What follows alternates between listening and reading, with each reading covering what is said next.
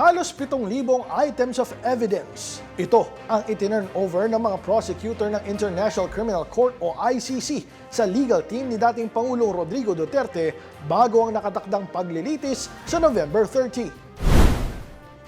Ang lahat ng mga dokumento ay ibinigay ng prosekusyon sa defense team para kanilang masuri at mapaghandaan ng paglilitis. Mahigit 4,000 rito ang tinukoy na Rule 77 evidence o mga material na maaaring inspeksyonin ng depensa.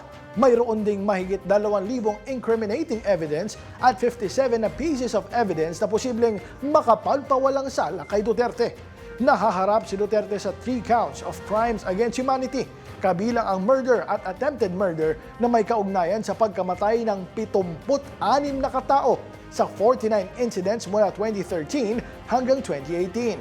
Nakatakdang magsimula ang paglilitis sa ICC sa November 30 kung saan inaasahang personal na sisipot si Duterte sa Trial Chamber 3. Ang unang pagkakataong haharap ang dating Pangulo sa isang ICC chamber mula nang siya ay maaresto.